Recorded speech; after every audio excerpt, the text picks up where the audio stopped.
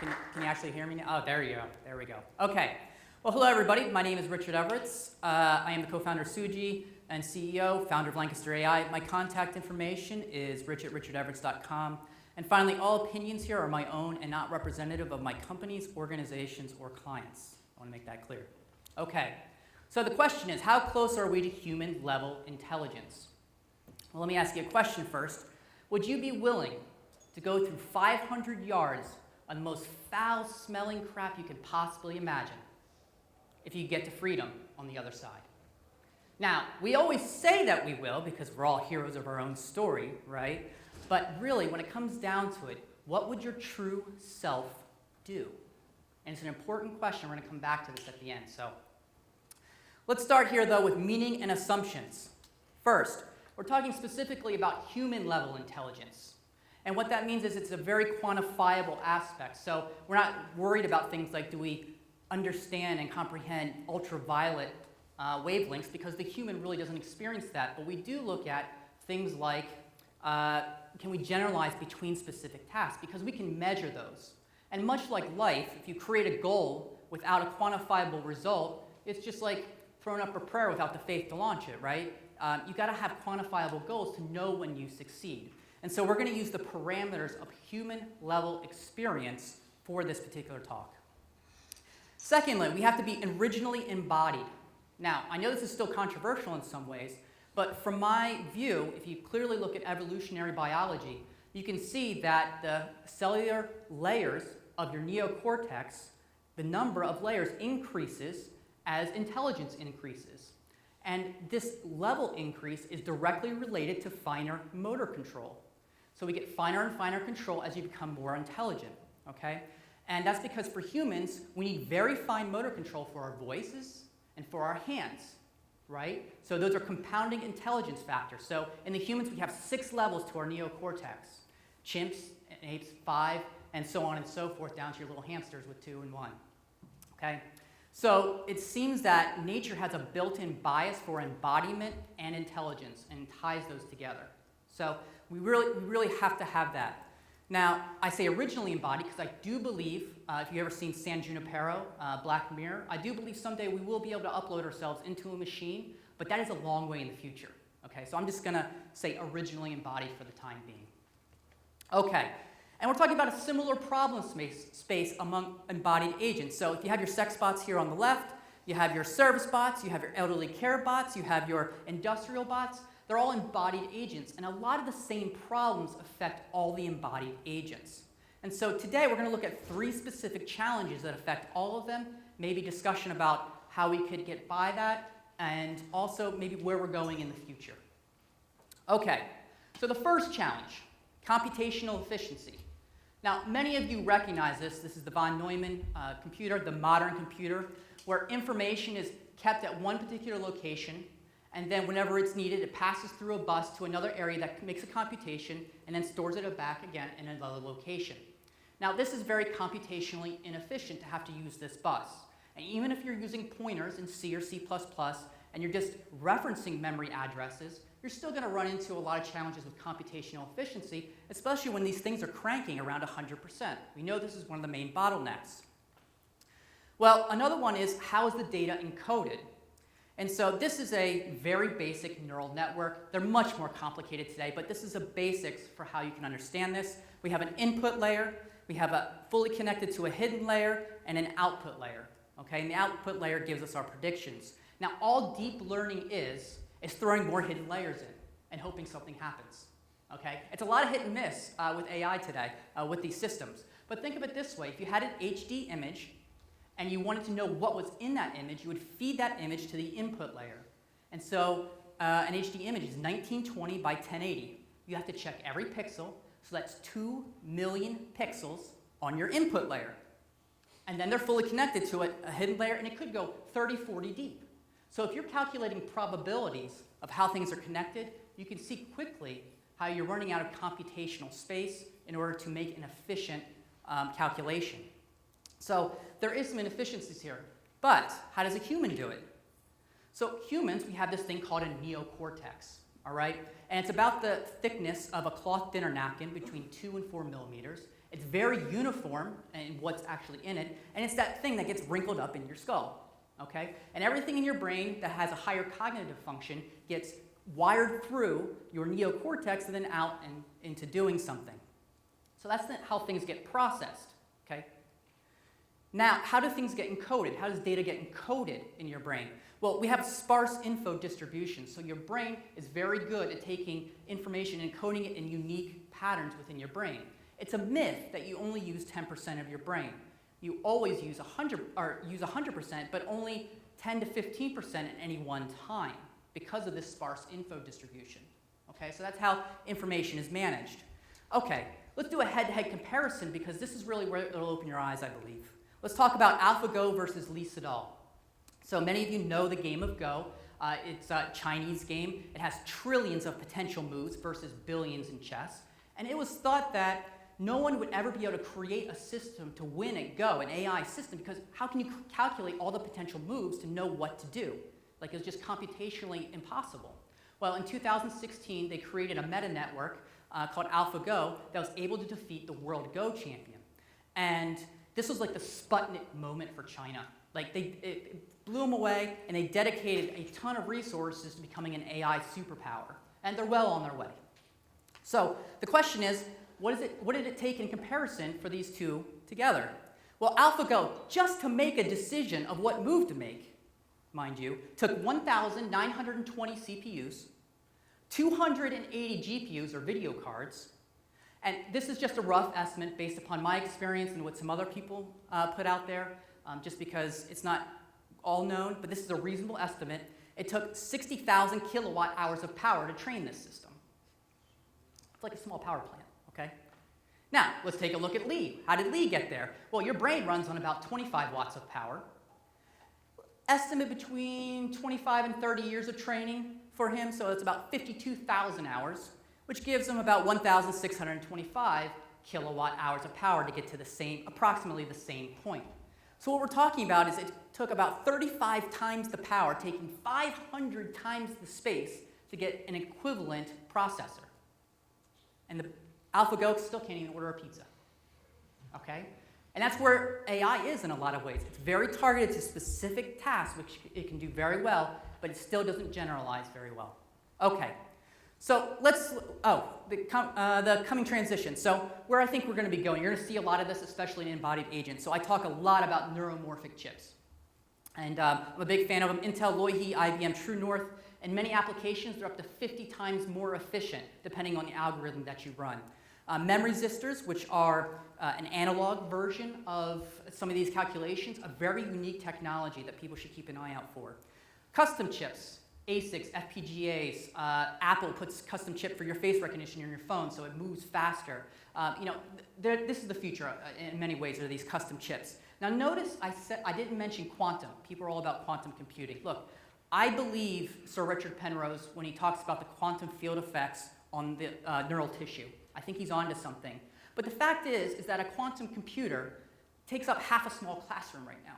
So we're not going to fit 1,000 of them or 1,000,000 of them in the size of the human brain anytime soon. So why talk about it? Like, it's just beyond our experience for now. Now, how is data going to be encoded? So that's processing. How is it going to be encoded? We're looking at more spiking activations. Okay, these are a different way of looking at the networks. And we're also looking more at sparse networks. Both of these are fairly new. There really hasn't been a lot of research into them. I think there's going to be a lot more because sparse networks require a lot less data to train, and they generalize better in many ways. So they're still working on those. If you want to find out more about that, I would highly recommend you look into Chris Elias-Smith and his team up at the University of Waterloo. They're working on, they had Spawn back in 2012. Recently, they've been working on Nango, and they've actually been working with Intel in the neuromorphic chip specifically to build out new systems to utilize these, and it's incredible what some of the white papers are that are coming out. Okay, let's look at the second challenge that we're going to face here, physical materials. So many of you recognize Sophie here.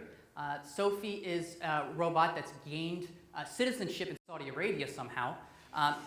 Sophie is just a lot of hocus pocus in marketing, okay? It's not real intelligence. I'm just telling you that now. It's a lot of B-trees, a lot of things else that are going on, but they market it fantastically, okay? This is the mechanical dog from Seinfeld. And this is the Honda Asima, which is one of the first successful bipedal humanoid robots. It's now retired. Now, we could talk about a lot of different materials that are going to be common among all these and the challenges we're facing reaching embodied human-level AI, but I'm going to focus on one, which is muscle fibers. Okay, now if you need a bio refresher, and I know I did, when you're talking about how muscle signals get sent, you have these motor commands that are sending out through motor neurons. It's a chemical ionization process that gets sent through your spinal cord, which is nature's amazing cabling system, sent out down here, and if it's going to something like your legs, it'll come out your lower spine into your muscle fibers. It carries that through to these things called neuromuscular junctions, which start another chemical ionization process in your muscle fibers. And you have these things called myosin and actin, which are caught between these two filaments. And so it sends an ATP process here. It starts that ATP process, and the myosin and actin are pulled together, or they go back to their original shape. Pulled together or back to their original shape. And that's how your muscles contract and move. So what physical substance could you apply an electrical current to that would contract and then go back to its original shape, while still also containing similar cellular processes like transferring heat, cooling, and also be the approximate strength of a human muscle fiber? Well, as close as we've gotten today is these air bladders, which you see on the biceps over here. And that's as close as we got. We haven't actually gotten there yet, but it's a decent simulation. We're getting closer to it. Where we have made some progress, of course, is in augmented bionics. And so if you get your hand chopped off, like Luke Skywalker here, okay, you get your hand chopped off, you can actually get a new hand put on today, and it has copper connections which tie directly into the neuromuscular junctions of your fibers in your arm. So it augments this motor control system that you have in your brain. It comes down here, and it travels right into the copper, and you can move your hand by controlling it with your brain. And like is that process, you're going to see in Neuralink, which is Elon Musk's program, the Facebook brain mouse. These are some of the ways that we're taking augmented bionics, and we'll talk more about that in a little bit here. Now, replacement parts. Okay, so embodied agent and replacement parts. How close are we? Well, we're getting much better at certain things, like hearts, artificial eyes, hearts, kidneys are starting to make some progress. There's some pieces that are doing well, but this right here is the best we have as a stomach. Okay, and it's this thing hanging up on the wall with all these tubes and everything like that, and that's the main power generation source for your wetware. Think about that. That's how close we are for the battery. We got a ways to go, but we are making some progress here. So my last point here, I left a little bit of time because it's going to take a little bit to get through, and there's a little bit of philosophy behind it. I also think this is the main challenge that we have moving forward to reach human-level AI. Okay, so stick with me. I'll try to keep it succinct. I think there's too many computer scientists in AI. Okay? Now, what I mean by that is many people, when they think of AI, they're like, well, isn't it always been computer work? Well, no. Think about Mary Shelley's Frankenstein. Okay? Or if you have Talos, which is the Greek mythology about a being that was created to defend Crete. Or you have golems in Jewish mysticism. Anywhere where you have a higher intelligence being imbuing another essence or substance with life and intelligence is a form of artificial intelligence, and of new intelligence. And so this story is as old as we are as humanity. But the computer scientists kind of took it over in the 50s and 60s because they said, we can simulate this with silicon and electricity. Okay? Now, what ends up happening, though, is that when people in a particular industry tend to work on the same problems, we all tend to think very similarly in how we think about the world, how we solve those problems. They're called scientific paradigms. That's what Thomas Kuhn called them in The Structure of Scientific Revolutions. And so, from my perspective, we need a little less simulacra and simulation. Okay?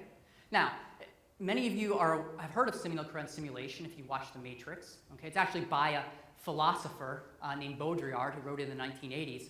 But from The Matrix, it's the little box the book that Neo kept his successful hacking programs in that he gave to the guy who liked mescaline and the woman with the white rabbit at the very beginning. Okay, simulacra and simulation. And what Baudrillard was really talking about here was there was a triumph, if you look at the individuals, there's a triumph of the objective world over the self. which he actually referred to as the triumph of the simulation over reality. And this simulation he called the hyperreal, and that people over time would prefer the simulation over reality. And this is why in the Matrix, if you remember when Morpheus is first explaining to Neo what the Matrix is, he sits in the construct in his dapper suit, okay, and with all the rubble around him, and it says to Neo, "Welcome to the desert of the real." That's what Baudrillard is talking about. Humanity abandons the reality for the simulation. Now, I'm not going to do Baudrillard's entire argument justice, but I'm going to give you a little bit more insight into what he was talking about here. If you actually go back into the past and you think about the difference between reality and what the simulated future, your imagination of what the future would be, it was so vast because back then you could be like, oh, how are we going to get across the air? How are we going to move fast across land? What is this celestial body that we're going to be up there? How, and they couldn't think of all these ideas. There's a difference between reality and the imaginative future. But as technological societies advance, the difference between reality and the imaginative future shrinks to the point where the people who run the technology and build it can no longer create new things. They can only iterate upon the simulation. The simulation, in effect, takes over the reality and becomes almost like an infectious disease, if you will, that overtakes the self and it fragments the self.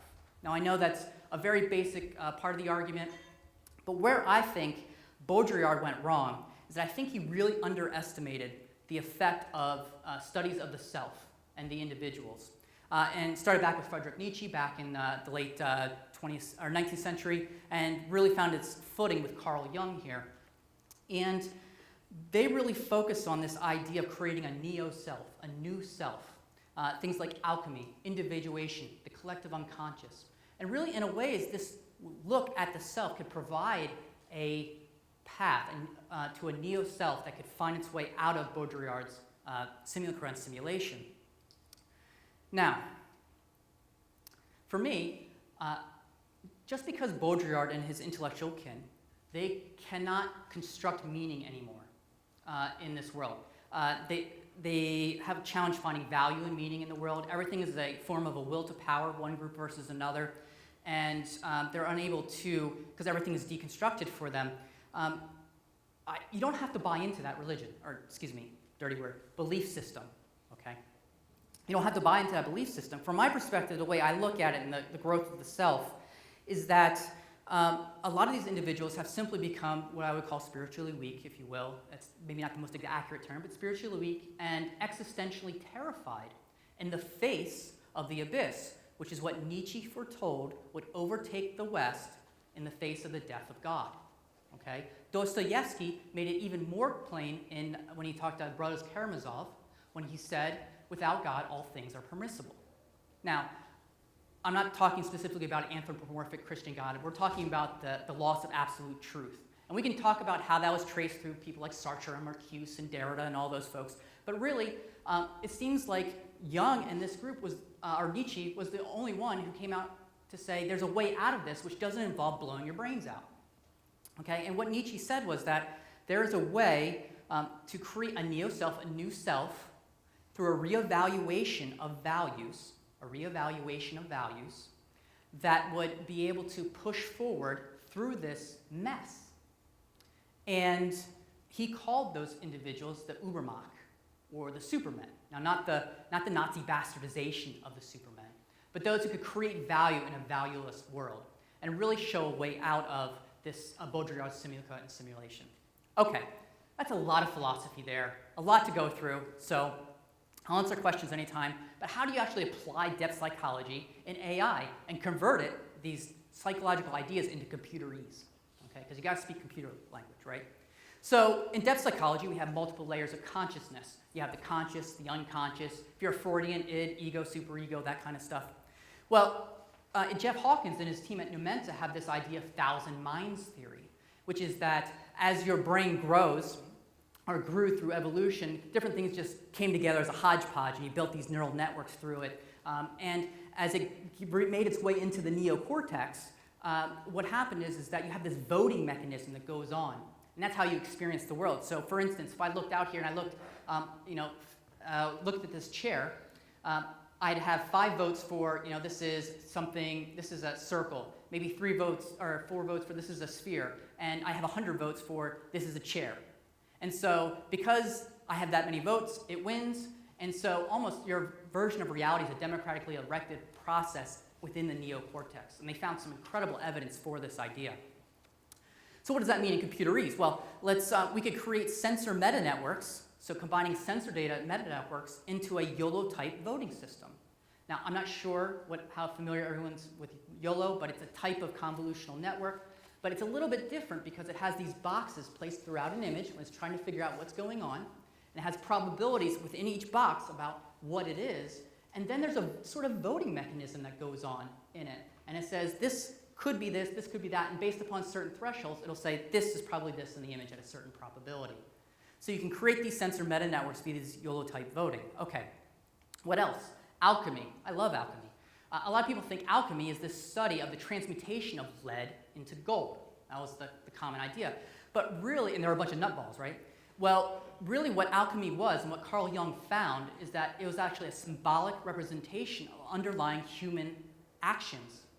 And so he found these, he called them archetypes, but he also found this through the collective unconscious and all through world religion, art, philosophy. And he found these symbols that represent the human condition. That's what alchemy became. And so this brings us back to symbolic representation, which is how AI started in the 50s and 60s with those folks up at Dartmouth. It's called good old-fashioned AI. We tried to create these symbols, these abstractions of different things in the world and connect them and create some kind of intelligence. But where I think they went wrong is that they didn't realize that human beings are time travelers, okay? They didn't realize human beings are time travelers. And what I mean by that is today, in a lot of therapeutic settings, or if you're doing performance enhancement or self-actualization exercises, they'll have you go back into a past memory, which always was, at best, a weak representation of what actually happened, and have you change things like the colors, change the sounds, change how you perceive the actions happened during there. And you can change that memory of the past, therefore altering your present identity, therefore changing your simulated future. And it's a form of time travel.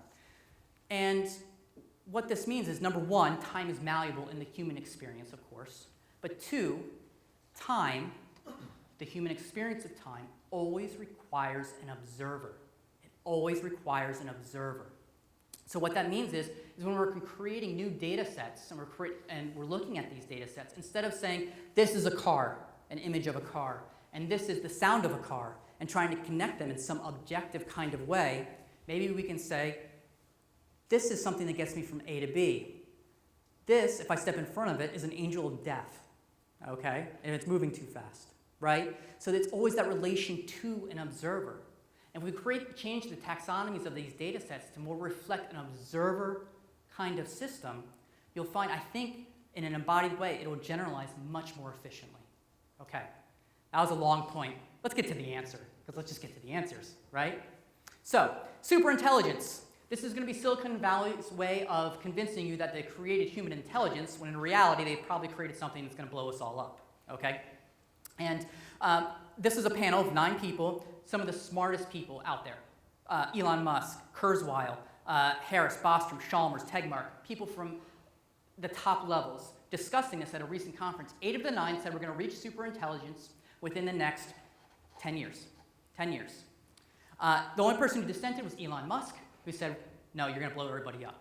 Okay? And I don't have to smoke a big fat doobie like Elon Musk here, right, to know that I would trust something he says because he's done probably the most advanced production level AI out there. So we might want to listen to him, at least heed what he has to say. Now, the other thing people need to know is that there are about 6 companies in the United States who control all the media, okay, and your access to it. 6 companies in the United States. Likewise, there's 9 companies that control the majority of worldwide AI development. Okay, 6, again, the magic number here in the United States. Google, Microsoft, Amazon, Facebook, IBM, and Apple. Okay? Now, if we're still talking about, let's use Baudrillard's example, because that's what's still referenced by many people today. If the media companies control the content of the simulation, how you interact with the world and you define yourself, then the AI companies are going to make it impossible for you to escape the simulation. And if you don't believe me, think about how these very same companies have spent almost a generation legally selling you digital crack and putting it in all of our pockets. Okay? And this is the main way that we interact with our simulated selves with a simulated world. Okay? So, with those two things in context, let's do a quick timeline. I'm going to go on the record here. Just like early financial projections for a company just starting out, they don't mean anything, but it's a great exercise. So 2020, 2070, we'll have advanced augmentation here in the 2020s for definitely bionics. That'll definitely be out. And body simulacra, so you'll have like home bots and all those things that go along with it. Definitely happen in the 2030s. They're getting pretty close in a lot of areas. Simulacra transfer, so you'll be able to take your simulated self and transfer it up into live forever, which, it's not going to be the real you, of course, but it'll be a simulation of you. That'll definitely happen by the 2040s, and it'll get pretty good.